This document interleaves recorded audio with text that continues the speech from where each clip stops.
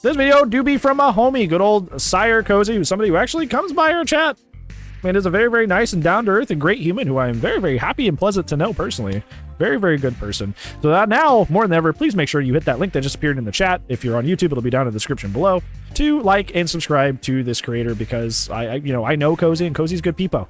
Very, very good peepo. And I'm very, very proud to consider them somebody that I have around in my community. This video of theirs in particular is covering all the versions of Trapper, which is unfortunately one of the weakest characters in the game. Some people consider him the weakest. I think Myers without Tombstone is the weakest because at least Trapper's Snowball with his traps, and if you can put somebody in the basement's pretty good. Pretty good, but like, yeah, he's always been one of the weakest characters in the game, so yeah, I can't wait to see how this goes. Oldest killer in Dead by Daylight. His first appearance can be traced back to the early prototype build of the game, where he looked more like a mock-up rather than an actual character. In the alpha build, he acquired his current look, which was heavily inspired by Jason Voorhees and Actually, I think the opposite, Apple. You say you should be stronger since he's the cover image, but think about that. Who do most people play when they start out? When they're first starting in the game, they play the cover character of whatever game it happens to be. You want that character to be like A tier? S tier? No. Could he be a little better? Could he be like C tier? Yeah. Could it be low B even? Sure. But like if you make a character like that's on the cover who most people are going to play at one point or play often because like, hey, it's the guy on the cover, so I'm going to go play him. You make that character like S tier, like, you gotta be careful about that because then you end up with like the Wesker problem where it's like every other game.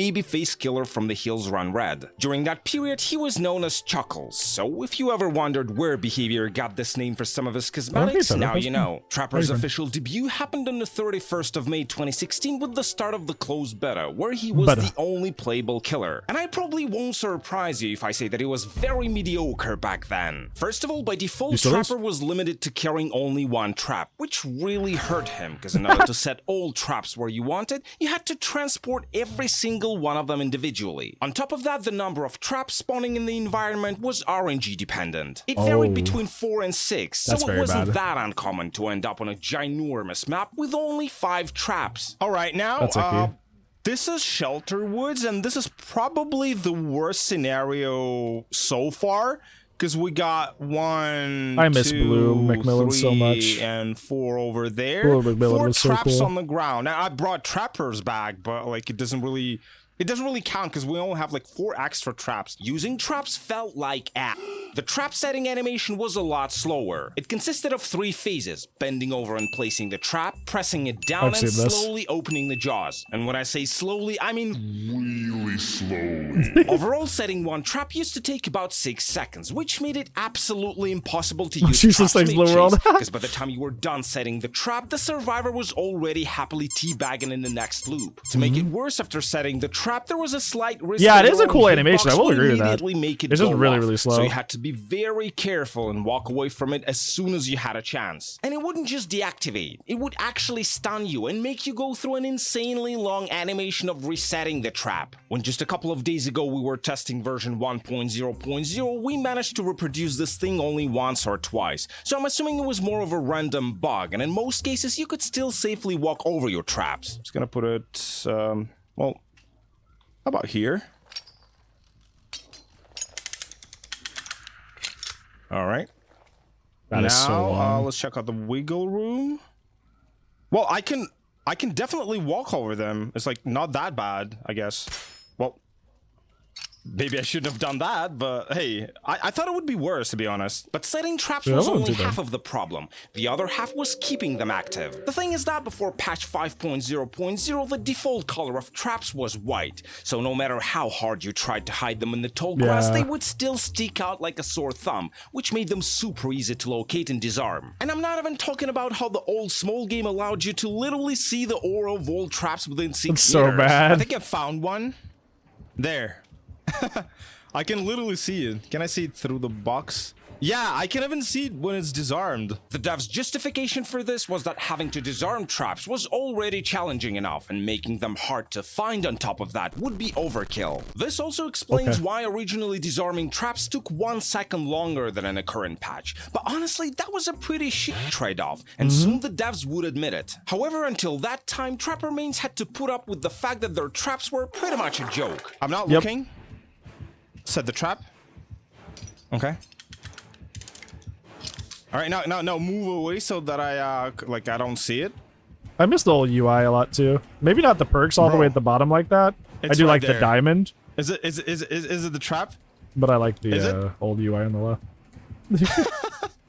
Look, I'm not even running like small game or anything, bro. That's just ridiculous. What made it even worse was that originally Trapper couldn't reset traps right on the ground. So if you wanted to reactivate a disarmed trap, the game would actually force you to pick it up, and then you would have to go through the full animation of setting the trap. That's so terrible. Start to finish. It was painful and annoying, but still better than playing without traps at all, which FYI was also a pretty common scenario for the early versions of Trapper. Because back in the day, his traps could be sabotaged, and just like old hooks, they didn't respawn after some time. So with just a couple of toolboxes or saboteurs, survivors could literally deny Trapper his power and turn him into a simple dude with a machete for the rest of the game. And that wasn't even that hard to do, because in the release version of Dead by Daylight, sabotaging a trap used to take 8 seconds, which was only slightly longer than setting it. So your job right now is to sabotage this trap. Well, I'm gonna be trying to set my trap, and we're gonna see who's God, look at the hunchback on that survivor stance. On a count of 3.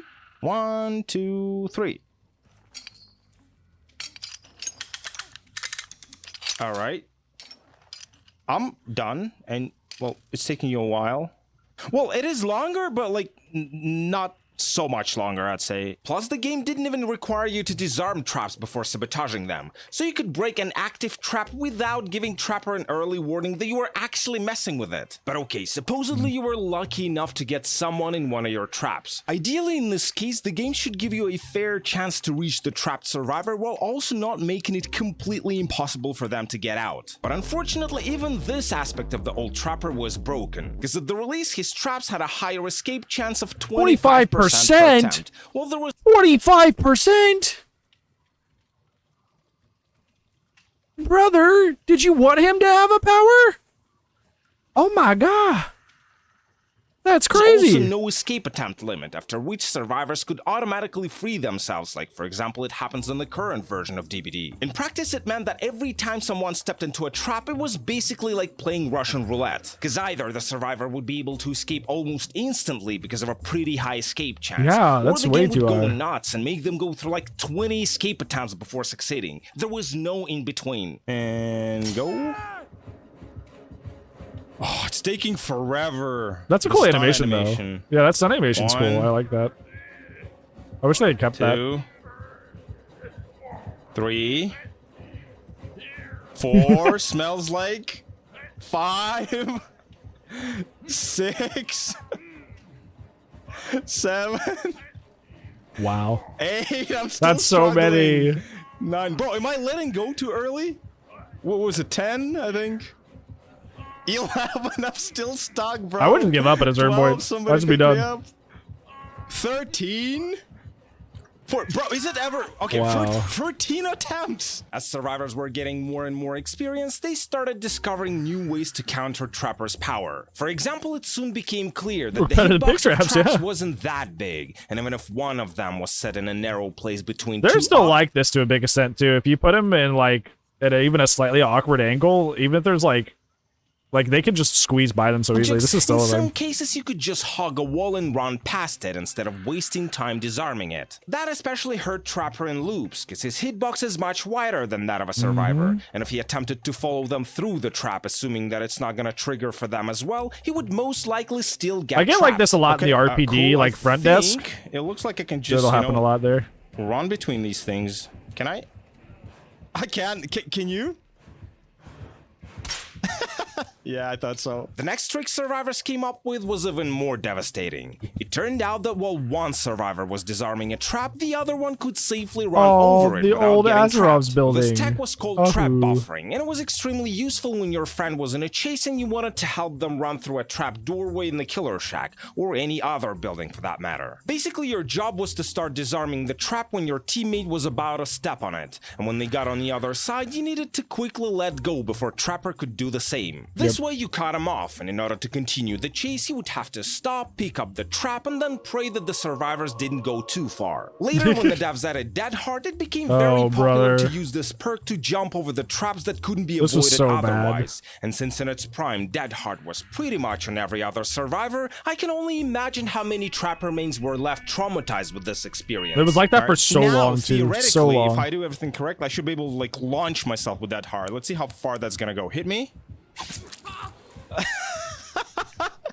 Well, that's like half of the map, I swear. But let's be honest, all this was just one side of the coin, because while being pretty underwhelming at the release, Trapper still had a couple of aces up his sleeve, which could make him pretty nasty to deal with. To begin with, in the patch 1.0.0, traps didn't have the minimum distance between them, which means that you could set them so close together, survivors physically wouldn't be able to squeeze between them without stepping into one of them. Now imagine how strong this was in the basement or any other place where there's not so much space for maneuvers. Can you get out of the circle without touching a trap? And no disarming too. So just try to get out of the circle. Trying so hard. He's trying so hard. Oh my god, you naive survivor. What was even more messed up was that the devs gave the first version of the Trapper the ability to trap the hatch. And I'm not saying trap the hatch as in put traps really close to it. I'm saying he could literally set traps on top of the hatch as if it was a patch of grass or soil. And I gotta say that even for a veteran player like myself, it sounds absolutely surreal. Where do I put the last trap? I think I'm gonna put it right here. And if I did everything correctly, we're gonna see the most beautiful show in Dead by Daylight. So, you ready? Can you prog the gen? Why can't you hear the gen before the... That's really good to hear it beforehand. Almost. I almost placed all of them perfectly. Man, for some reason, some of them despawned. Earlier, I mentioned how the old Trapper struggled to keep his traps hidden, but that was only when he wanted to place them on the flat surface. However, if the surface was even slightly curvy, there was a high chance that the trap would simply fall through the texture and become completely invisible for survivors. Yeah, I remember Trapper. There were spots that people would like learn because of that. There were spots people would like literally like, it was like, you know, it was like knowledge traded around. It was like people would have spots like that. Whereas like, hey, if you put this here, it sinks below like the doorstep or something. This was like a big thing that like trappers like passed around. It was funny. The floor on most of the maps in the old DVD was super roughly designed. Okay, I'm ready to see this. Seems like all right so far. Boop. Or maybe not. Is it active? I don't think so. Let me...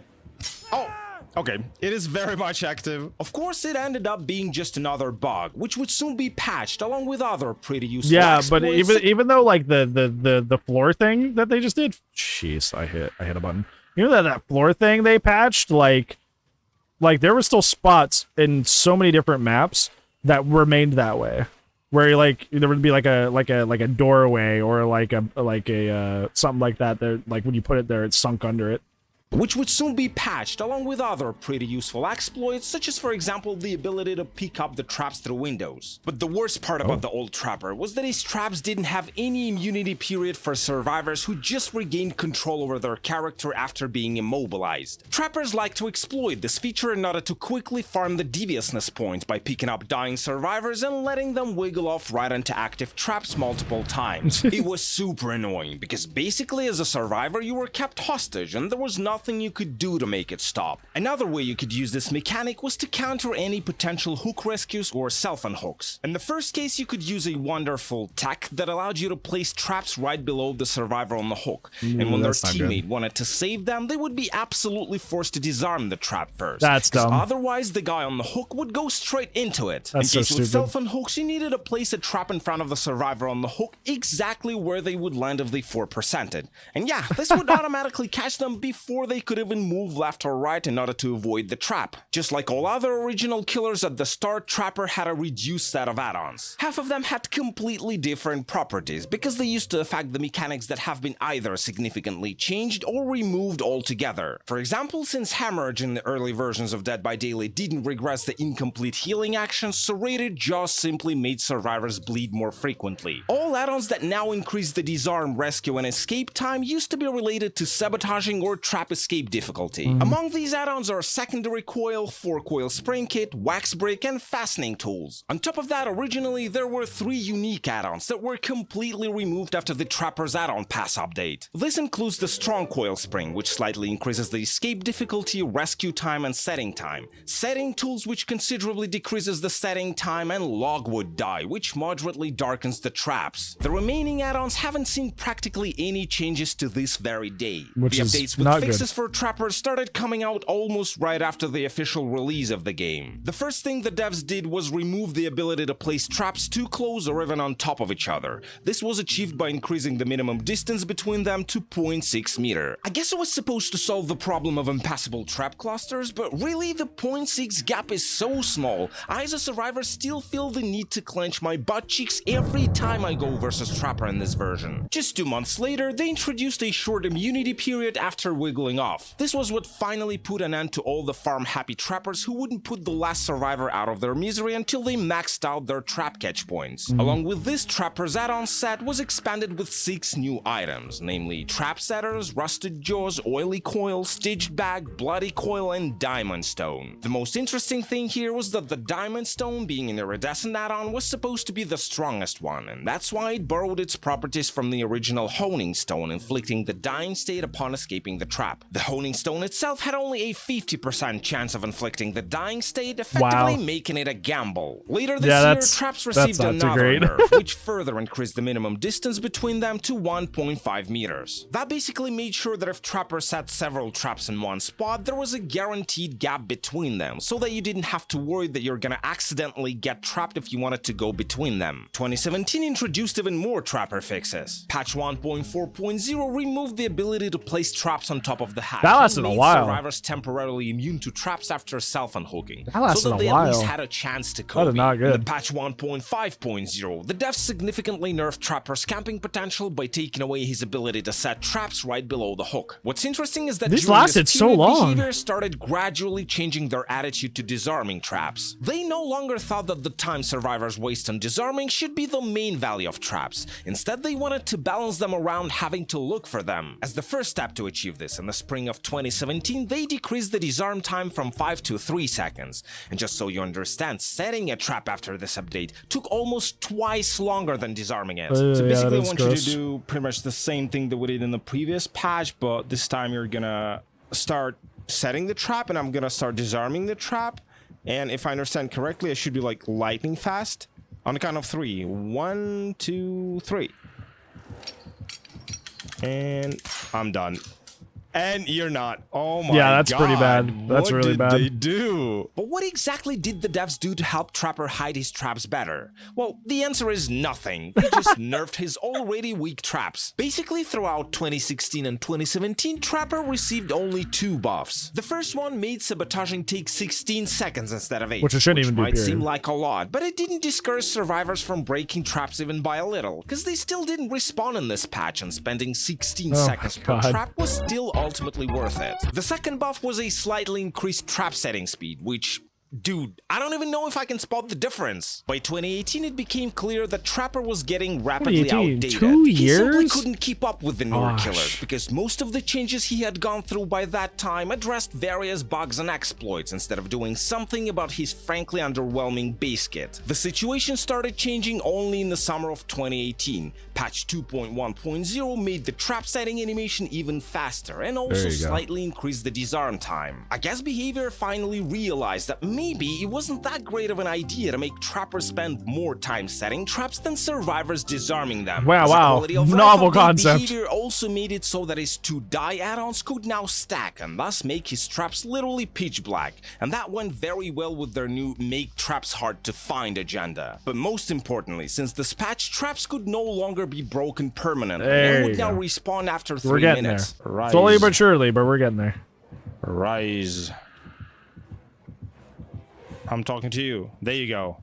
There you go. That's how they respawn. Like, I've actually never seen the trap respawn animation before. Another buff came out on the patch 2.2.0. It increased the disarm time even more, making it 4 seconds long, just like what we have in the latest patch so far, which is 7.0.2. Also in 2.2.0, the devs reintroduced the trap buffering, which prior to that was disabled for a short period of time. I specifically remember how a lot of survivors started cheering when the devs announced that this feature is not going away, and instead now it's gonna be officially a part of the Trapper's base kit. The next 3 years of the Trapper's lifespan can be described as a stagnation period. Though to be fair, a couple of things that happened to him during this time gave Trapper mains hope that maybe Behavior didn't completely give up on this killer yet. To make sure Trapper doesn't get caught by his own traps when the setting animation finishes playing, patch 3.4.2 added the so-called grace period after setting a trap. Patch 3.6.0, traps can no longer be sabotaged there at we go, all, there and it also is. can be There set it is. and reset without picking them up first. Good. Patch 4.5.0 reworked the trap escape mechanic, reducing the escape chance to 16.67.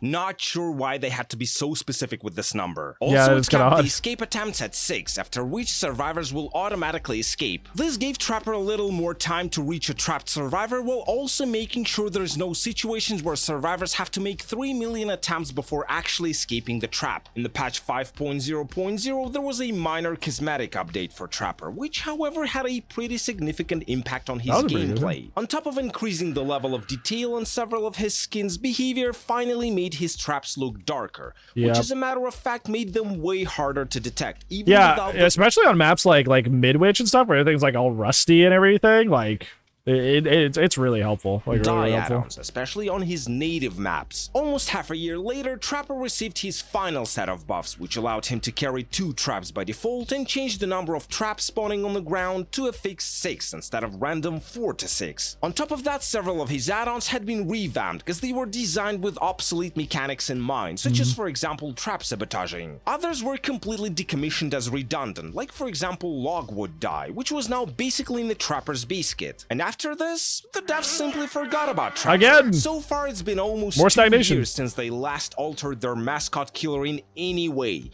And I kind of feel bad for this guy, because while some other killers are getting so much love from the devs, Trapper is stuck on the bottom of the tier list along with the pig. Yep. Yeah, this is... It's so sad to see Trapper in this position.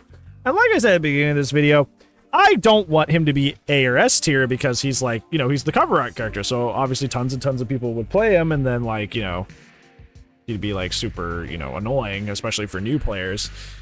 But like, not touching a character at all for 2 whole years, like, I don't know. I don't know why they do that to anybody, much less Trapper, who's like bottom 3 in the game.